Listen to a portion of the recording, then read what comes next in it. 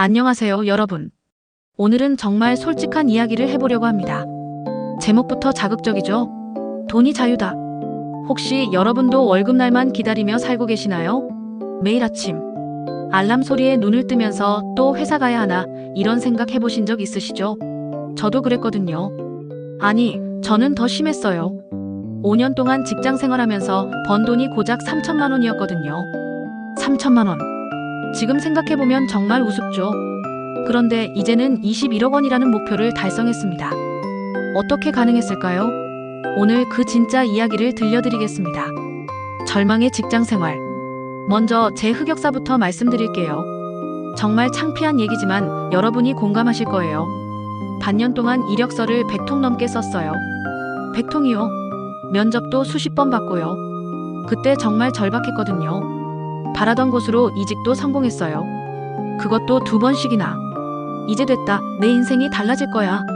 그런데 현실은 해피엔딩 따위는 없었어요. 먼번이 얻어 터졌거든요. 계약직을 잘 마치면 정직원으로 전환시켜주겠다던 약속. 당신이 잘하면 그렇게 될 것이라는 희망 고문으로 바뀌었어요. 부서장 지인의 기분을 상하게 했다는 이유로 갑질하는 XX 선배로 매도당하기도 했고요.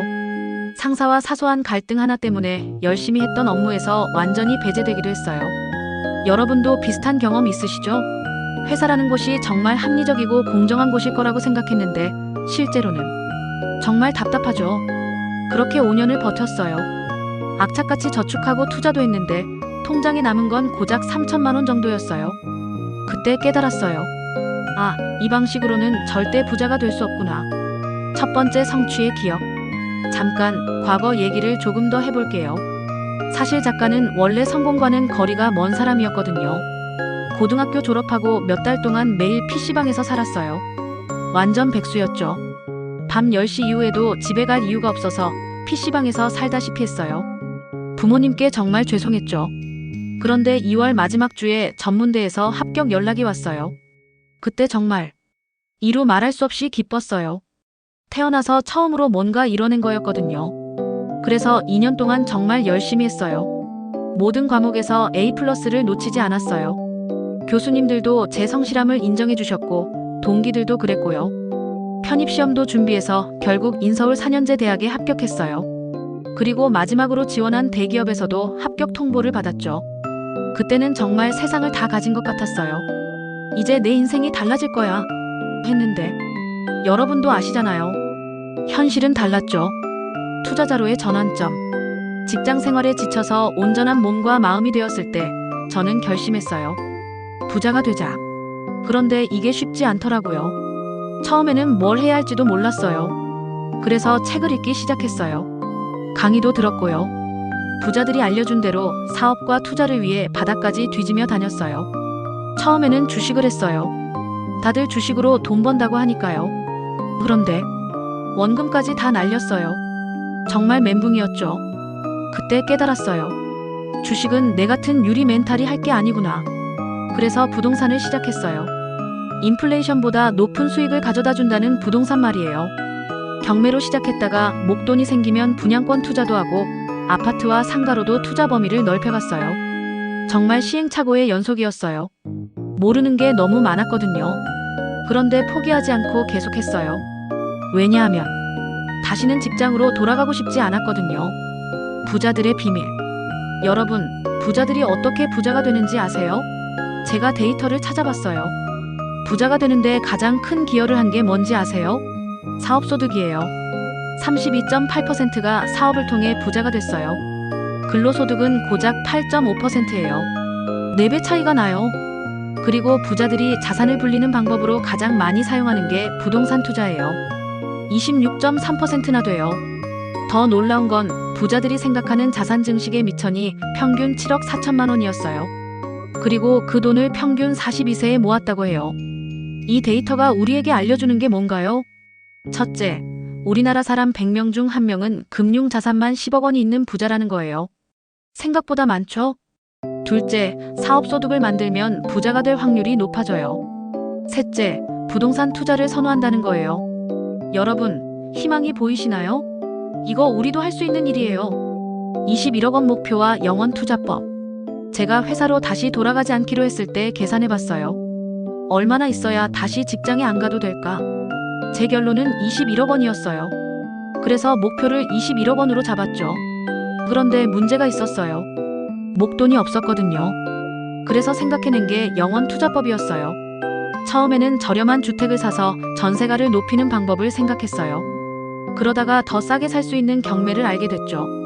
경매로 싸게 사서 대출이나 전세로 잔금을 치르는 방식으로 영원 투자를 이어나갔어요. 제가 만든 부의 설계도는 정말 단순했어요.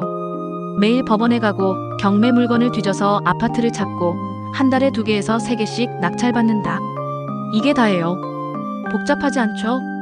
첫 달에는 입찰만 20번 가까이 했어요. 다음 달에도 그 다음 달에도 계속했어요.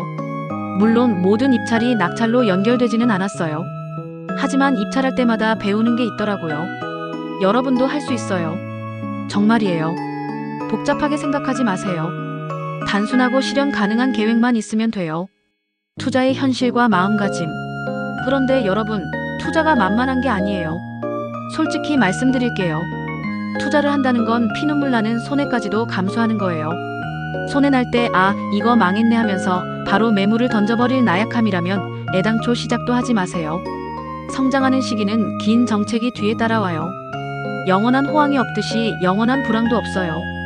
여러분, 제가 15년 동안 부동산 시장을 돌아다녀 봤는데 대출받아서 집 사다가 길거리에 나앉은 사람은 거의 본 적이 없어요. 물론 집값이 떨어져서 손해보고 판 사람은 봤어요.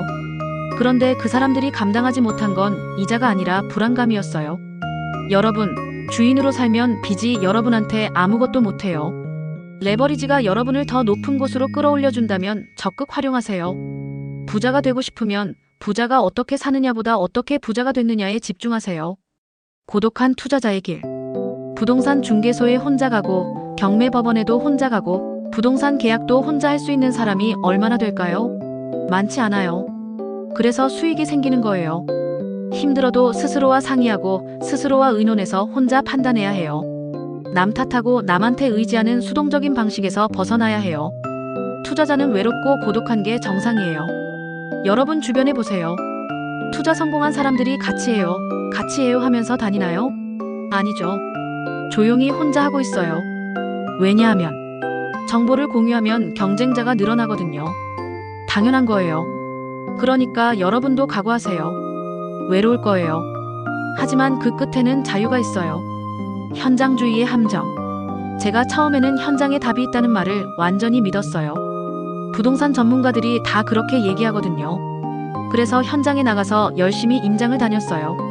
물건을 싸게 살 수 있는 방법을 찾을 수 있었고, 그건 확실히 수익으로 이어졌어요. 그런데 대폭락장을 경험하고 나서 깨달았어요. 현장만 알아서는 수익을 낼 수 없다는 걸요. 아무리 싸게 사도 글로벌 경제 여파로 시장 전체가 무너지면 소용없거든요. 실제로 제가 산 가격보다 더 떨어져서 수익을 못 낸 경우도 있었어요. 현장에 답이 있다는 건 반쪽짜리 전략이었어요. 시장 변화에 대응하지 못하면 수익은 안 나와요. 이기고 시작하는 투자법은 존재하지 않아요. 차라리 잃지 않는 투자에 더 집중해야 해요. 투자자는 살아 움직이는 경제를 늘 확인해야 해요. 과거 공부도 필수고요. 인플레이션 때문에 실물 자산은 올라가지만 장기적인 경제 사이클에서 상승장과 하락장은 계속 반복돼요. 정부는 시장이 과열되면 규제하고 침체되면 완화 정책을 펴요. 이걸 되풀이해요. 이 과정에서 투자 트렌드가 만들어지는데 이것도 시장 변화에 따라 유행을 타요. 여러분, 투자자에게 정치는 개인 영역이지만 정책은 공공 영역이에요. 정치보다는 정책에 집중하세요. 성공의 증거와 자신감. 많이 잃고 나서야 알았어요. 지키는 게 버는 것보다 중요하다는 걸요. 1000% 공감해요. 여러분, 저는 지금 유튜브 채널 얼음공장의 반백수 프로젝트를 운영하고 있어요. 강의도 하고요. 댓글이나 강의장에서 이런 질문을 많이 받아요. 저도 할 수 있을까요? 제가 항상 하는 대답이 있어요. 당연히 되죠. 저 같은 놈도 했는데 왜 못하겠어요? 정말이에요. 저보다 똑똑한 사람, 저보다 돈 많은 사람, 저보다 능력 좋은 사람이 얼마나 많은데 왜 못하겠어요? 돈도 별로 없는데 뭘 하면 좋을까요? 이런 질문도 많이 받아요. 일단 경매부터 시작하세요. 불황기에 사람들이 덜 몰릴 때 경매를 시작하면 좋아요. 여러분, 자신감을 가지세요. 정말로요. 마무리와 응원 메시지. 여러분, 오늘 제 이야기 어떠셨나요? 제가 이 영상을 만든 이유는 여러분에게 희망을 드리고 싶어서예요. 정말 가능해요. 저도 했거든요. PC방에서 살던 백수에서 21억 원 목표를 달성한 투자자가 됐어요. 여러분도 할 수 있어요. 중요한 건 시작하는 거예요. 완벽한 계획을 세우려고 1년, 2년 기다리지 마세요. 지금 당장 시작하세요.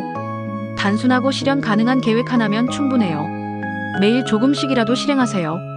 실패해도 괜찮아요. 저도 수없이 실패했거든요. 주식으로 원금 다 날리고 투자 실패하고. 그래도 포기하지 않았어요. 왜냐하면 알았거든요.